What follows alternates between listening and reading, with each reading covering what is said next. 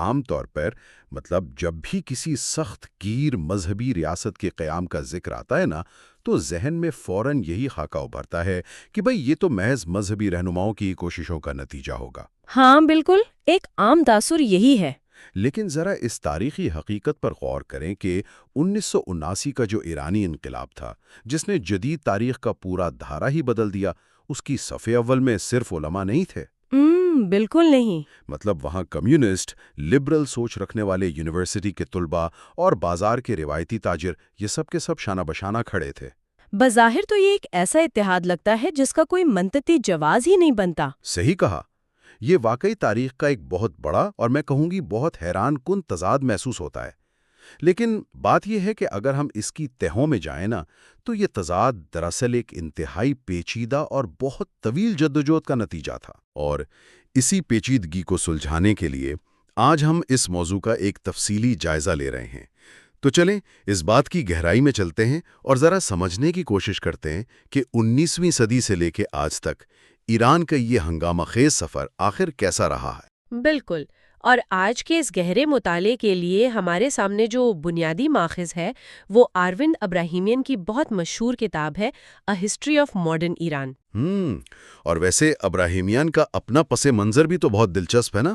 بہت زیادہ، یعنی وہ تہران میں آرمینیائی والدین کے ہاں پیدا ہوئے اور پھر انہوں نے آکسفورڈ اور کولمبیا یونیورسٹی جیسی جگہوں سے اعلیٰ تعلیم حاصل کی۔ اچھا، تو مطلب ان کے پاس مقامی ثقافت کی وہ گہری سمجھ بھی ہے اور ساتھ ہی ایک بین الاقوامی مورخ کی غیر جانبدارانہ نظر بھی؟ بالکل، یہی بات ہے، اور اسی لیے ان کا کام بہت معتبر مانا جاتا ہے۔ اور دیکھیں، اس کتاب کی سب سے بڑی خوبی یہ ہے کہ یہ مغرب میں بنائے گئے ان روایتی اور سچی بات ہے سطحی بیانیوں کو مکمل طور پر مسترد کرتی ہے جو ایران کو بس ایک مسئلے کے طور پر پیش کرتے ہیں۔ ہاں، وہ ایک مخصوص لینس سے دیکھنے والی بات۔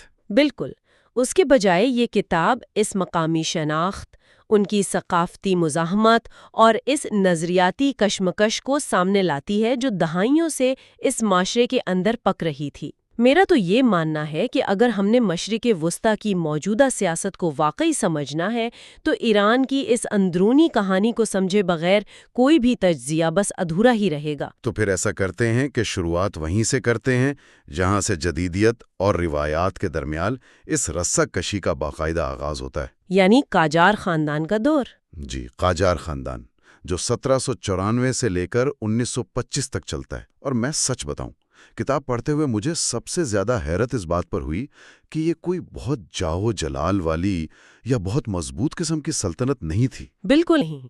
ہم عام طور پر پرانے بادشاہوں کا سنتے ہیں تو ذہن میں ایک مطلق العنان اور بہت بڑی طاقت کا تصور ابھرتا ہے، لیکن قاجار تو مطلب اندر سے کافی کھوکھلے اور کمزور تھے۔ انتہائی بکھرا ہوا تھا۔ اچھا، ہاں، یعنی مرکز میں بادشاہ تو موجود تھا نام کا، لیکن اس کے پاس کوئی بڑی یا جدید مستقل فوج نہیں تھی جو پورے ملک پر اپنا کنٹرول رکھ سکے۔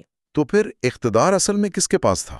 عملی طور پر اقتدار مقامی قبائلی سرداروں اور جو مذہبی رہنما تھے یعنی علماء، ان کے درمیان تقسیم تھا، اور تو اور ٹیکس اکٹھا کرنے کا نظام بھی اتنا کمزور تھا کہ ریاست کا خزانہ اکثر خالی ہی رہتا تھا۔ ارے واہ! اور ظاہر ہے جب گھر کا دروازہ کمزور ہو تو پھر باہر والے تو فائدہ اٹھاتے ہی ہیں۔ بالکل یہی ہوا، اور یہیں سے وہ دور شروع ہوتا ہے جسے تاریخ میں ہم گریٹ گیم کے نام سے جانتے ہیں۔ لیکن مجھے نا یہ روایتی شطرنج کی بساط والی تشبیہ ہمیشہ سے بہت عجیب اور تھوڑی غیر حقیقی لگتی ہے۔ اچھا، تو آپ اسے کس طرح دیکھتے ہیں؟ اگر میں اسے آج کے دور کی زبان میں سمجھوں نا، تو یہ بالکل ایسا تھا جیسے دو بہت بڑے اور بدماش پراپرٹی ڈیلر ہوں، مطلب برطانیہ اور روس، اور وہ ایک پرانے سے گھر پر قبضہ کرنے کی کوشش کر رہے ہوں، جبکہ اس گھر کے مقیم ابھی اندر ہی موجود ہیں اور وہ بے بس ہیں۔ ہاں، یہ تشبیہ تو صورتحال کی بالکل درست عکاسی کرتی ہے۔ واقعی ایسا ہی تھا۔ ایران کا جو جغرافیائی محل وقوع تھا نا، وہ دراصل اس کے لیے ایک سزا بن گیا تھا۔ بالکل، ایک طرف روس اور دوسری طرف برطانیہ۔ ہاں، روس چاہتا تھا کہ اسے کسی طرح گرم پانیوں تک رسائی مل جائے، اور برطانیہ کی ہر ممکن کوشش تھی کہ ہندوستان میں جو اس کی اتنی بڑی نو آبادیاتی سلطنت ہے، اس کے گرد ایک حفاظتی حصار قائم رہے۔ یعنی دونوں طاقتیں ایران کو بس ایک بفر سٹیٹ کے طور پر استعمال کر رہی تھی۔ بالکل، اور اس غیر ملکی مداخلت کی جو انتہا تھی وہ 1907 کا اینگلو رشین معاہدہ تھا۔ اس میں ہوا یہ کہ برطانیہ اور روس نے بس ایک کاغذ پر لکیر کھینچ کر ایرانی حکومت سے پوچھے بغیر، جی ہاں بالکل پوچھے بغیر، پورے ملک کو اپنے اپنے دائرہ اثر میں بانٹ لیا۔ یہ تو حد ہو گئی، مطلب انہوں نے شمال اور جنوب کو بانٹ لیا۔ جی ہاں، شمال کا حصہ روس کے پاس چلا گیا اور جنوب برطانیہ کے پاس۔ یہ تو کسی بھی خود مختار قوم کے لیے انتہائی شرمناک بات تھی۔ لیکن خیر، یہاں مجھے ایک بات سمجھ نہیں آ رہی۔ کتاب میں ناصر الدین شاہ کا بھی تو ذکر ہے نا، جس نے ایران کو ماڈرن بنانے کی کوشش کی تھی۔ جی بالکل، ناصر الدین شاہ کی اصلاحات کا ذکر ہے۔ ہاں، تو اس نے ٹیلی گراف لائنیں بچھائیں، تعلیم کا نیا نظام لانے کی کوشش کی۔ تو اس کا مطلب ہے کہ مقامی حکمران مکمل طور پر حافظ تو نہیں تھے۔ اگر وہ یہ سب کوششیں کر رہے تھے تو پھر حالات اتنے خراب کیوں ہو گئے؟ دیکھیں، کوشش ضرور ہوئی تھی، اس سے انکار نہیں ہے، لیکن اس کا طریقہ کار اور حکمرانوں کی نیت دونوں ہی کافی مشکوک تھے۔ وہ کیسے؟ ناصر الدین شاہ کی جدیدیت کی یہ ساری کوششیں دراصل ریاست کی جڑیں مضبوط کرنے کے لیے ہرگز نہیں تھیں، بلکہ اس کا مقصد اپنے اقتدار کو طول دینا اور اپنا جو شاہانہ اور پرتعیش خرچ تھا اسے پورا کرنا تھا۔ اچھا، یعنی ذاتی مفاد زیادہ تھا۔ بالکل، اور اس کے لیے اس نے کیا کیا؟ اس نے ملک کے اہم وسائل، جنہیں رعایتیں یا کنسیشنز کہا جاتا ہے، انہیں بالکل کوڑیوں کے بھاؤ غیر ملکی کمپنیوں کو بیچ دیا۔ مطلب ملکی اثاثے بیچ دیے۔ ہاں، مثلاً تمباکو، ریلوے اور کسٹم کے جو حقوق تھے وہ سیدھے سیدھے غیر ملکیوں کے حوالے کر دیے گئے۔ اب ذرا سوچیں اس کا نتیجہ کیا نکلا ہوگا۔ اس سے ہوا یہ کہ عام ایرانی شہری کا جو روزگار تھا وہ تباہ ہو گیا، جبکہ شاہ کا دربار اور وہ غیر ملکی کمپنیاں امیر سے امیر تر ہوتی گئیں۔ یعنی وہ اصلاحات سچے دل سے کم اور اپنی تجوریاں بھرنے کے لیے زیادہ تھیں۔ 100%۔ تو اس ساری صورتحال نے مطلب ایک طرف غیر ملکیوں کی کھلی لوٹ مار اور دوسری طرف اپنے ہی حکمرانوں کی بے حسی، اس نے عوام کے اندر ایک ایسا لاوا پکا دیا جو بالآخر 1906 کے آئینی انقلاب یا کانسٹیٹیوشنل ریولوشن کی صورت میں پھاٹ پڑا۔ بالکل ایسا ہی ہے، اور یہ ایران کی تاریخ کا ایک انتہائی فیصلہ کن موڑ تھا۔ 1905 میں جب تہران اور دیگر بڑے شہروں میں بڑے پیمانے پہ مظاہرے شروع ہوئے نا، تو یہ سمجھنا ضروری ہے کہ ان کا مطالبہ محض روٹی کپڑا یا روزگار نہیں تھا، بلکہ وہ ایک آئین مانگ رہے تھے۔ مطلب وہ ایک سسٹم، ایک قانون کی حکمرانی چاہتے تھے۔ جی، وہ چاہتے تھے کہ بادشاہ کے جو لامحدود اور منمانے اختیارات ہیں انہیں کسی طرح قانون کے دائرے میں لایا جائے، اور پھر ان مظاہروں کے زبردست دباؤ میں آ کر مظفر الدین شاہ نے 1906 میں، ویسے اپنے موت سے کچھ ہی عرصہ قبل، یہ آئین منظور کر لیا، اور یوں ایران کی پہلی پارلیمنٹ یعنی مجلس باقاعدہ قائم ہوئی۔ صحیح۔ اور یہاں آ کر ہم بالکل اسی نقطے پر پہنچتے ہیں جس کا میں نے بالکل شروع میں انٹرو میں ذکر کیا تھا۔ اس انقلاب کو کامیاب بنانے والا جو اتحاد تھا نا، وہ مجھے ذاتی طور پر بہت پراسرار لگتا ہے۔ ہاں، وہ بظاہر کافی عجیب لگتا ہے۔ مطلب دیکھیں نا، ایک طرف بازاری ہیں جو روایتی تاجر اور دکاندار ہیں، ان کے ساتھ قدامت پسند مذہبی رہنما یعنی علماء کھڑے ہیں، اور دوسری طرف مرزا ملکم خان جیسے بالکل ماڈرن مغربی تعلیم یافتہ دانشور ہیں۔ بالکل۔ مطلب ان کی تو سوچ، طرز زندگی، ان کے مقاصد، سب کچھ ایک دوسرے سے بالکل مختلف ہیں۔ یہ تو وہی پانی اور تیل کو ملانے والی بات ہو گئی۔ یہ اتنے مختلف لوگ ایک ساتھ کیسے آ گئے؟ یہ واقعی ایسا ہی لگتا ہے جیسے پانی اور تیل مل گئے ہوں، لیکن اس کے پیچھے ایک بہت ٹھوس اور زمینی وجہ تھی۔ بات یہ ہے کہ جب ریاست کا ظلم اور غیر ملکی استحصال ایک حد سے بہت آگے بڑھ جائے نا، تو معاشرے کے بظاہر متضاد گروہ بھی اپنی بقا کی خاطر ایک ہو ہی جاتے ہیں۔ اچھا، تو ان سب کا درد مشترک تھا۔ جی ہاں، اب دیکھیں، بازاری اس لیے شدید غصے میں تھے کیونکہ غیر ملکی کمپنیوں کو ملنے والی جو تجارتی رعایتیں تھیں، انہوں نے ان مقامی تاجروں کا سارا کاروبار تباہ کر دیا تھا۔ معاشی نقصان۔ اور علماء کو یہ خطرہ بہت واضح محسوس ہو رہا تھا کہ یہ جو بڑھتی ہوئی غیر ملکی مداخلت ہے، یہ آہستہ آہستہ ان کے مذہب اور ان کی ثقافت کو مکمل طور پر نگل جائے گی۔ صحیح۔ اور دانشور طبقہ؟ اور جو دانشور طبقہ تھا وہ اس لیے پریشان تھا کہ ملک میں نہ کوئی قانون تھا، نہ کوئی آزادی تھی، بس ایک اندھیر نگری تھی۔ تو ان تینوں گروہوں کا مشترکہ دشمن دراصل ایک ہی تھا، اور وہ تھی قاجار بادشاہت اور غیر ملکی تسلط۔ اس مشترکہ دشمن نے ہی انہیں ایک ہی پلیٹ فارم پر لا کر کھڑا کر دیا تھا۔ سمجھ گیا۔ یعنی اصل مقصد پہلے اس بادشاہ کی طاقت کو توڑنا اور ملک کو اس غیر ملکی چنگل سے نکالنا تھا، لیکن خیر یہ خواب زیادہ دیر قائم نہیں رہ سکا۔ بدقسمتی سے نہیں۔ کیونکہ 1907 میں جب نیا بادشاہ آیا محمد علی شاہ، تو اس نے تو اس آئین کو بالکل جوتے کی نوک پر رکھ دیا۔ مجھے تو یہ واقعہ پڑھ کر شدید حیرت ہوئی کہ 1908 میں باقاعدہ روسی کوسیک افواج کی مدد لے کر اپنی ہی پارلیمنٹ، اپنی ہی مجلس کی عمارت پر توپوں سے گولے برسا دیے۔ جی ہاں، یہ وہ خوفناک وقت تھا جب بادشاہت نے اپنے ہی عوام اور ان کے نمائندوں کے خلاف کھلی جنگ چھیڑ دی۔ مجلس پر باقاعدہ بمباری کی گئی، بہت سے اہم رہنماؤں کو سرعام پھانسی دی گئی یا پھر ملک سے جلا وطن کر دیا گیا۔ یہ تو سیدھا سیدھا جمہوریت کا گلا گھونٹنا تھا۔ بالکل۔ لیکن یہاں ایک اور دلچسپ بات ہے، یہ سارا ظلم اور بمباری بھی اس آئینی تحریک کو مکمل طور پر کچل نہیں سکی۔ اچھا، تو پھر کیا ہوا؟ بس ایک سال کے اندر ہی 1909 میں ملک کے مختلف علاقوں سے قبائلی جنگجوؤں اور شہری رضاکاروں پر مشتمل جو آئین پسند افواج تھیں، انہوں نے تہران پر دوبارہ حملہ کر کے قبضہ کر لیا اور بادشاہ کو وہاں سے فرار ہونا پڑا۔ واہ! لیکن اگر ہم بالکل ایمانداری اور غیر جانبداری سے اس کا تجزیہ کریں تو کیا یہ انقلاب واقعی کامیاب ہوا تھا؟ میرا مطلب ہے بادشاہ تو بھاگ گیا، لیکن ملک میں پھر بھی عدم استحکام ہی رہا۔ کوئی مضبوط اور مستحکم حکومت تو نہیں بن سکی نا؟ یہ ایک بہت پریکٹیکل اور عملی سوال ہے۔ اگر ہم فوری نتائج کے لحاظ سے دیکھیں تو شاید ہم اسے 100% کامیاب ہرگز نہ کہہ سکیں، کیونکہ اس واقعے کے بعد بھی ملک میں انتشار، خانہ جنگی کی سی کیفیت اور خاص طور پر غیر ملکی مداخلت جاری رہی۔ تو پھر اس کی اتنی اہمیت کیوں ہے؟ اہمیت اس لیے ہے کیونکہ نظریاتی سطح پر اس انقلاب نے ایران کو ہمیشہ کے لیے بدل کر رکھ دیا۔ اس نے پہلی بار یہ تصور اتنی مضبوطی سے قائم کر دیا کہ طاقت کا اصل سرچشمہ کوئی بادشاہ یا اس کا خاندان نہیں بلکہ قانون اور عوام ہے۔ یہ دراصل وہ بیج تھا جس نے آنے والے کئی دشکوں تک اپنا اثر دکھایا اور لوگوں کی سوچ کو بدلا۔ بات تو آپ کی صحیح ہے، لیکن ہوتا کیا ہے کہ جب کسی ملک میں شدید سیاسی عدم استحکام ہو، ادارے بالکل کمزور ہو چکے ہوں اور کوئی واضح سمت نہ مل رہی ہو، تو اقتدار کا ایک خلا پیدا ہو جاتا ہے۔ بالکل۔ اور ہم نے دنیا کی تاریخ میں بارہا دیکھا ہے کہ طاقت کا یہ خلا کبھی خالی نہیں رہتا۔ کوئی نہ کوئی طاقتور شخص، عام طور پر بندوق کے زور پر، اسے بھرنے آ ہی جاتا ہے۔ اور ایران کے معاملے میں یہ شخص رضا شاہ پہلوی تھا۔ بالکل درست۔ اور بس یہیں سے ہم اس دور میں داخل ہوتے ہیں جسے جبری جدیدیت یا اتھارٹیرین ماڈرنائزیشن کا نام دیا گیا ہے۔ جی، رضا شاہ پہلوی کا دور۔ اور یہ بات یاد رکھنا ضروری ہے کہ رضا شاہ کوئی پرانے شاہی خاندان کا فرد یا کوئی نواب نہیں تھا، بلکہ وہ اسی کوسک بریگیڈ کا ایک عام سا فوجی آفیسر تھا۔ اچھا، ایک ملٹری بیک گراؤنڈ۔ بالکل۔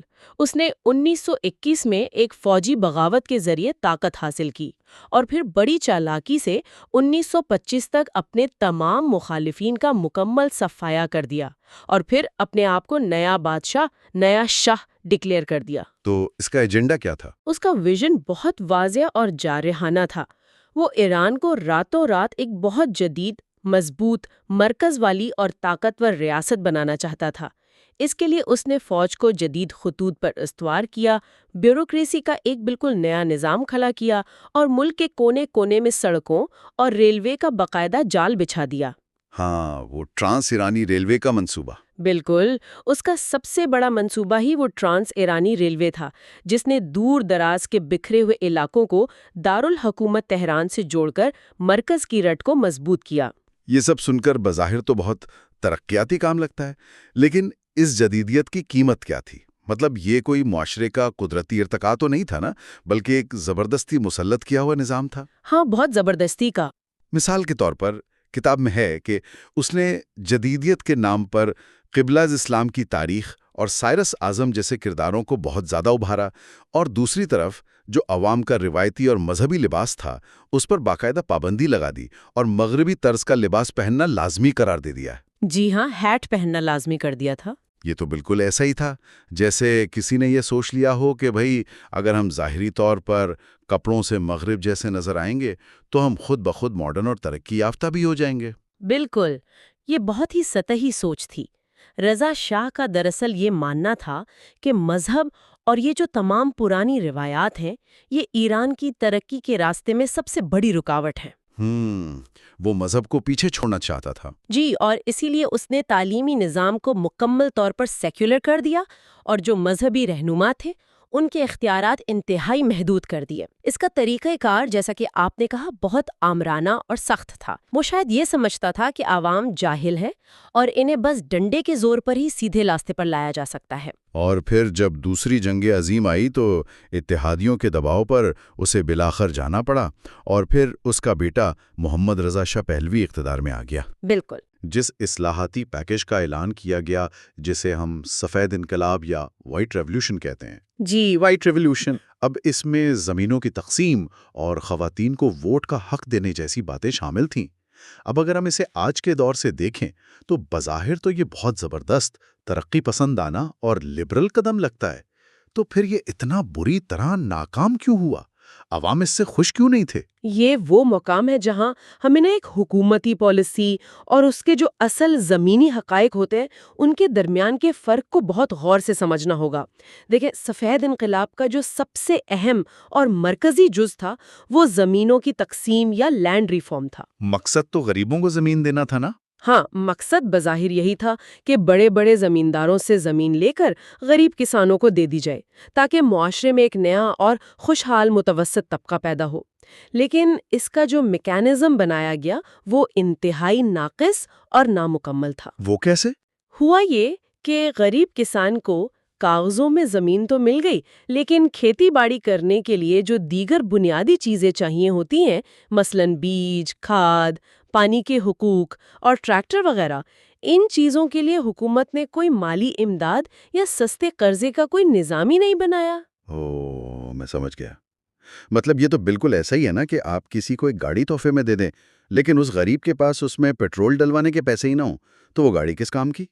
ہاں، بالکل، بہت زبردست مثال دی آپ نے، بالکل ایسا ہی ہوا تھا۔ نتیجہ یہ نکلا کہ بے شمار کسانوں کے پاس اس نئی ملی ہوئی زمین کو کارآمد بنانے کا کوئی طریقہ، کوئی وسائل ہی نہیں تھے۔ تو پھر انہوں نے کیا کیا؟ وہ بیج اور کھاد کے لیے مہنگے قرضوں میں ڈوب گئے اور پھر بالآخر مجبوری میں انہیں اپنی ہی زمینیں کوڑیوں کے بھاؤ بیچنی پڑی اور وہ اپنا گاؤں چھوڑ کر روزگار کی تلاش میں تہران اور دیگر بڑے شہروں کی طرف ہجرت کرنے پر مجبور ہو گئے۔ اوف، یہ تو بہت بڑا المیہ ہو گیا۔ بالکل، اور پھر ان شہروں کے کناروں پر کچی آبادیاں اور غریب مزدور طبقے کے بے تحاشا ہجوم پیدا ہو گئے۔ اب دیکھیں، یہ وہ لوگ تھے جن کی جڑیں بہت روایتی اور مذہبی تھیں، اور جب وہ شہر آئے تو انہوں نے وہاں کی چمک دمک، نائٹ کلبز اور اشرافیہ کی جو شاہانہ زندگی تھی، اس کے مقابلے میں خود کو انتہائی محروم، غریب اور تنہا پایا۔ یہ تو ایک بہت گہرا سماجی اور طبقاتی فرق پیدا ہو گیا تھا۔ یہ وہی صورتحال ہے جسے سمجھانے کے لیے میں اکثر ایک تشبیہ سوچتا ہوں۔ اچھا، بتائیں۔ یہ تو ایسا ہی تھا نا جیسے حکومت ایک پرانی خستہ حال عمارت کی بنیادوں کو تو مضبوط کر نہیں رہی بلکہ اس کے باہر بس شیشے اور سٹیل کا ایک خوبصورت جدید خول چڑھا رہی ہو۔ ظاہری چمک دمک۔ ہاں، مطلب باہر سے دیکھنے میں، اور خاص طور پہ جو مغربی دنیا وہاں آ رہی تھی، ان کو تو سب کچھ بہت چمکدار، جدید اور ترقی یافتہ لگ رہا تھا، لیکن جو اندر رہنے والے اصل لوگ تھے وہ اس مصنوعی خول کی وجہ سے شدید گھٹن، گرمی اور دباؤ کا شکار تھے۔ دراصل وہ پورا سماجی ڈھانچہ اندر سے مکمل کھوکھلا ہو چکا تھا۔ جب یہ اندر کی گھٹن بڑھنے لگی نا، اور لوگوں نے اس مصنوعی ترقی اور یہ جو اتنی بڑھتی ہوئی معاشی عدم مساوات تھی اس پر آواز اٹھانا شروع کی، تو شاہ کی حکومت نے انہیں سیاسی آزادی یا ریلیف دینے کے بجائے الٹا مزید ظلم کا راستہ چن لیا۔ اور یہیں سے پھر ساواک کا ذکر آتا ہے۔ جی ہاں، یہیں سے ساواک کا وہ انتہائی ظالمانہ اور تاریک دور شروع ہوتا ہے۔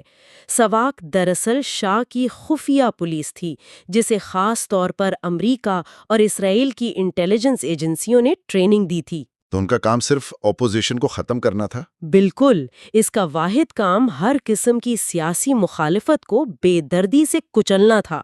کتاب میں بہت تفصیل اور حقائق کے ساتھ بتایا گیا ہے کہ کس طرح سخت سینسرشپ، خفیہ جیلوں، بدترین ٹارچر اور خوف کی فضا کے ذریعے پورے معاشرے کو مکمل طور پر خاموش کر دیا گیا تھا۔ کوبرا میں نے اس کا نقشہ کھینچیں تو ایک طرف شدید معاشی عدم مساوات ہے، غریب تر ہو رہا ہے، دوسری طرف جدیدیت کے نام پر ان کی ثقافتی جڑوں کو بے دردی سے اکھاڑا جا رہا ہے، اور اوپر سے یہ ساواک کا بے پناہ ظلم۔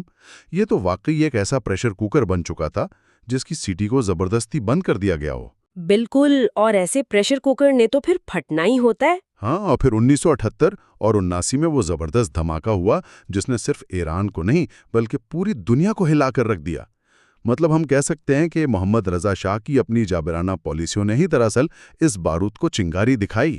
بالکل صحیح کہا آپ نے، اور اس دھماکے یعنی اس انقلاب کی جو سب سے خاص اور انوکھی بات تھی وہ اس کا طریقہ کار تھا۔ وہ کیسے؟ دیکھیں، آیت اللہ رخ اللہ خمینی جو کئی سالوں سے ملک سے باہر جلاوطی نکاٹ رہے تھے، انہوں نے مزاحمت کا ایک بالکل انوکھا اور اس دور کے لحاظ سے بہت جدید طریقہ اپنایا۔ اچھا، انہوں نے کیا کیا؟ چونکہ شاہ کی حکومت نے ملک کے تمام اخبارات، ریڈیو اور ٹیلی ویژن پر انتہائی سخت سینسرشپ لگا رکھی تھی، تو خمینی نے آڈیو کیسٹوں کا استعمال شروع کر دیا۔ آڈیو کیسٹ ہے؟ جی ہاں، پیرس میں ان کے خطبات ریکارڈ کیے جاتے، پھر انہیں خفیہ طریقوں سے اسمگل کر کے ایران لایا جاتا، جہاں ان کی ہزاروں بلکہ لاکھوں کاپیاں بنا کر بازاروں میں اور مساجد کے نیٹ ورک کے ذریعے بانٹی جاتی۔ ارے واہ، یہ تو مطلب اس دور کا سوشل میڈیا تھا، ایک ایسا زیر زمین نیٹ ورک جسے حکومت اور اس کی فوج چاہ کر بھی کنٹرول ہی نہیں کر سکتی تھی۔ بالکل ایسا ہی تھا۔ لیکن ان کیسٹوں میں آخر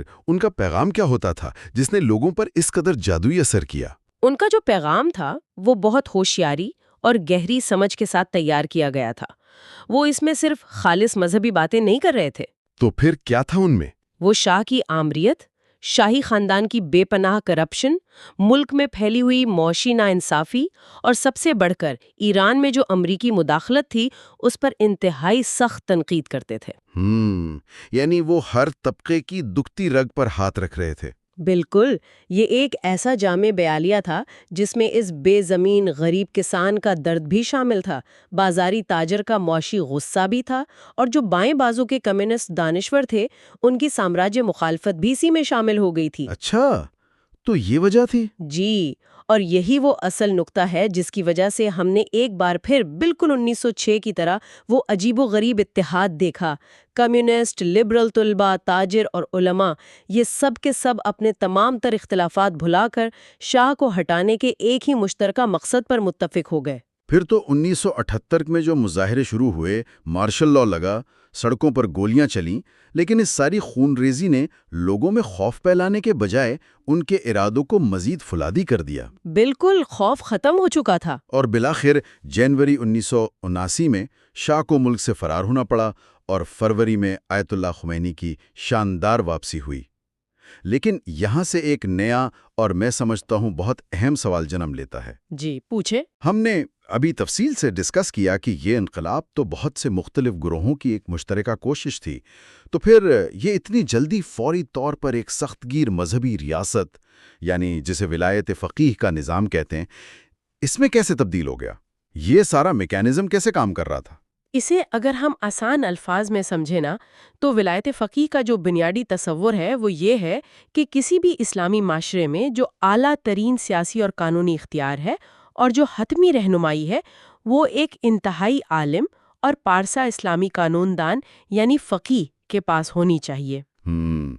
یعنی حتمی پاور ایک فرد کے پاس، لیکن باقی گروہوں نے اسے مان کیسے لیا؟ بات ماننے کی نہیں تھی۔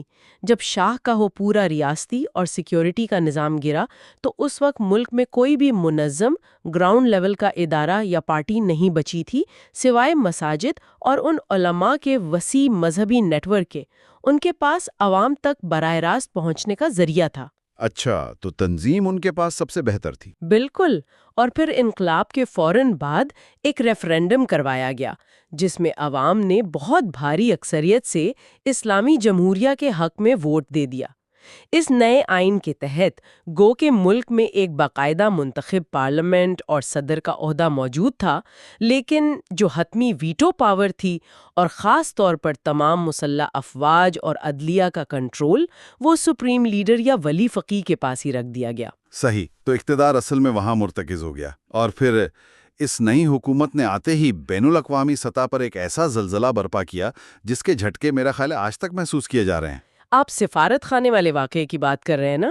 جی بالکل، میرا اشارہ نومبر 1979 کے اسی واقعے کی طرف ہے جب شدت پسند طلبہ نے تہران میں امریکی سفارت خانے پر دھاوا بول کر قبضہ کر لیا اور پھر 52 امریکی اہلکاروں کو 444 دن تک یرغمال بنائے رکھا۔ اس ایک واقعے نے ایران کو پوری دنیا میں اور خاص طور پر مغربی ممالک کی نظر میں ایک بالکل مختلف اور خطرناک ریاست بنا کر پیش کیا۔ دیکھیں، اس واقعے کو اور اس کی نفسیات کو سمجھے بغیر ہم آج کی عالمی سیاست کو بالکل نہیں سمجھ سکتے۔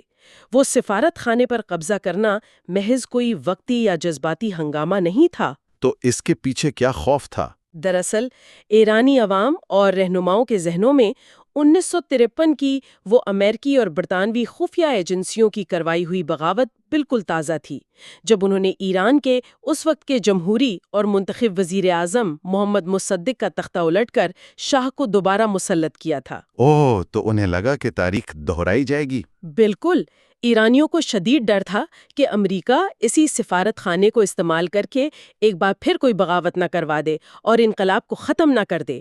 بہرحال، وجہ جو بھی ہو، اس واقعے نے ایران کو عالمی سطح پر مکمل تنہا کر دیا اور معاشی پابندیوں کے ایک ایسے نہ ختم ہونے والے سلسلے کا آغاز ہو گیا جو آج تک جاری ہے۔ اور پتہ ہے، یہیں پر مجھے اس پوری داستان کا سب سے بڑا المیہ نظر آتا ہے۔ وہ کیا؟ ذرا اس پوری کہانی پر جو ہم نے ڈسکس کی دوبارہ غور کریں۔ ایک ایسا انقلاب جو جبر کے خلاف، انسانی حقوق کی سنگین پامالی، معاشی ناانصافی اور ایک شخصی آمریت کے خلاف شروع ہوا تھا، جس میں ہر طبقے نے، چاہے وہ تاجر ہوں، طالب علم ہوں یا کسان، اس امید پر خون دیا کہ ایک آزاد اور منصفانہ معاشرہ بنے گا۔ بالکل۔ لیکن جب وہ نیا ریاستی ڈھانچہ قائم ہوا تو مختلف ناقدین کے مطابق اس نے پرانی حکومت کے کئی ہتھ کنڈوں کو مختلف شکل میں اور مختلف جواز کے ساتھ اپنا لیا۔ وہی شدید سینسرشپ، وہی سیاسی مخالفین کو دبانے کے طریقے اور انسانی حقوق کی وہی خلاف ورزیاں۔ مطلب پرانے نظام کی برائیاں مٹاتے مٹاتے نیا نظام خود بھی کئی حوالوں سے بظاہر اسی راستے پر چل پڑا۔ یہ تاریخ کی ایک انتہائی کڑوی اور تکلیف دہ حقیقت ہے جسے ابراہیمین نے اپنی کتاب میں بہت خوبصورتی اور گہرائی سے بیان کیا ہے۔ دیکھیں، کسی بھی پرانی، جابر اور کرپٹ حکومت کے خلاف کھڑا ہونا اور اسے سڑکوں پر آ کر گرا دینا بے شک یہ ایک بہت بڑی عوامی فتح اور جذبے کی بات ہوتی ہے۔ ہاں، وہ ایک رومانس ہوتا ہے انقلاب کا۔ بالکل، لیکن اس کے بعد کیا ہوگا؟ ایک نیا، متوازن، منصفانہ اور مستحکم ریاستی نظام کھڑا کرنا جس میں معاشرے کی ہر آواز اور ہر طبقے کی نمائندگی شامل ہو، یہ اس پرانی عمارت کو گرانے سے 1000 گنا زیادہ مشکل اور پیچیدہ کام ہے۔ واقعی انقلاب دراصل عوام کو ایک خوبصورت خواب دکھاتا ہے، لیکن اقتدار سنبھالنا اور ریاست چلانا ایک انتہائی تلخ اور زمینی حقیقت ہے۔ اس سب کے باوجود ہم اس بات کو نظر انداز نہیں کر سکتے کہ اس انقلاب نے مغرب مستقلہ میں مذہب اور ریاست کے جو باہمی تعلق کی بحث تھی اسے ہمیشہ کے لیے بدل دیا۔ اس واقعے نے پوری دنیا کو دکھایا کہ سیاسی اسلام ایک بہت بڑی اور عالمی قوت بن کر سامنے آ سکتا ہے۔ بالکل صحیح کہا، اور اس پوری تفصیلی گفتگو کو سمیٹتے ہوئے ہم صاف دیکھ سکتے ہیں کہ ایران کا یہ سفر کتنا طویل، ہنگامہ خیز اور تکلیف دے رہا ہے۔ ہم نے دیکھا کہ کیسے اس قاجار دور کی کمزوریوں اور غیر ملکیوں کی لوٹ مار نے عوام میں غصہ بھرا، جس نے 1906 کے آئینی خواب کو جنم دیا۔ بالکل۔ اور پھر جب وہ خواب ٹوٹا اور انتشار پھیلا تو پہلوی دور کی اس جبری اور آمرانہ جدیدیت نے معاشرے کو باہر سے تو خوب چمکا دیا، لیکن اندر سے ان کی جڑوں کو کھوکھلا کر کے انہیں بری طرح تقسیم کر دیا۔ اور بالآخر یہی مسلسل دباؤ، گھٹن اور شناخت کا بحران 1979 کے اس زبردست دھماکے پہ منتج ہوا۔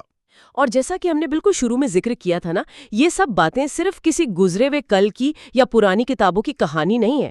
آج ہم مشرق وسطیٰ میں جو کچھ بھی دیکھ رہے ہیں، ایران کا خطے میں جو موجودہ کردار ہے یا پھر مغرب کے ساتھ اس کا جو مستقل ٹکراؤ کا رویہ ہے، وہ سب دراصل اسی تاریخ کے بطن سے پیدا ہوا ہے۔ ہاں، وہ اسی تسلسل کا حصہ ہے۔ بالکل، معلومات کے اس دور میں جہاں ہم روزانہ ٹی وی اور سوشل میڈیا پر درجنوں متضاد خبریں اور تجزیے سنتے ہیں، یہ جو تاریخی پس منظر ہے نا، یہ ہمیں ایک بالکل صاف اور واضح اینک فراہم کرتا ہے۔ یہ ہمیں بتاتا ہے کہ آج کے ایران کے ہر ایک فیصلے اور ہر پالیسی کے پیچھے دہائیوں کی اس غیر ملکی مداخلت، اس گہرے عدم اعتماد اور اپنی بقا کی جنگ کا ایک بہت گہرا سایہ موجود ہے۔ اور یہی وہ تاریخی شعور ہے جو ہمیں واقعات کو ان کے اصل اور درست تناظر میں دیکھنے کے قابل بناتا ہے۔ یہ ہمیں سکھاتا ہے کہ قوموں کے رویے یا ان کی پالیسیاں اچانک کسی خلا میں نہیں بنتی، بلکہ ان کے پیچھے صدیوں کے زخم، دھوکے اور تلخ تجربات ہوتے ہیں۔ جی بالکل، 100%۔ تو آج کے اس تفصیلی جائزے کے اختتام پر میں ایک ایسا سوال چھوڑنا چاہتا ہوں جو شاید دیر تک ذہنوں میں گونجتا رہے، اور سچی بات ہے جس کا جواب ڈھونڈنا اتنا آسان بھی نہیں ہے۔ ذرا سوچیں کہ اگر کسی قوم کی پوری جدید تاریخ، جس کا آج ہم نے اتنی تفصیل سے مطالعہ کیا، وہ محض دو چیزوں کے گرد ہی گھومتی رہی ہو، ایک بیرونی طاقتوں کی مداخلت، ان کے کنٹرول اور اس گریٹ گیم جیسی سازشوں سے بچنے کی مسلسل جدوجہد، اور دوسرا اپنی ہی حکومتوں کی طرف سے زبردستی مسلط کی گئی ایک ایسی مصنوعی جدیدیت کے خلاف مزاحمت جو ان کی اپنی مٹی، ان کی اپنی ثقافت سے بالکل نہ جڑی ہو۔ صحیح۔ تو پھر یہ سوال پیدا ہوتا ہے کہ ایسی شاندار اور ہزاروں سال پرانی قدیم تہذیب کے لیے ترقی کا اپنا ایک خالصتاً مقامی اور قدرتی راستہ آخر کیسا ہونا چاہیے؟ بہت گہری بات ہے۔ کیونکہ جب ہر نسخہ کسی اور نے لکھا ہو اور وہ باری باری ناکام بھی ہو گیا ہو، تو انسان سوچنے پر مجبور ہو جاتا ہے کہ کیا اب وقت نہیں آیا کہ یہ سوچا جائے کہ اس معاشرے کے بالکل اندر سے ابھرنے والا، ان کی اپنی مرضی اور روایات سے جڑا ہوا راستہ کیسا نظر آئے گا؟ واقعی یہ سوچنے کا مقام ہے۔ اور شاید تاریخ کا جو اگلا باب ہے وہ اسی اہم سوال کا جواب تلاش کرنے کے بارے میں ہوگا۔ تو بس اسی سوچ کے ساتھ آج کے اس گہرے مطالعے سے اتنا ہی۔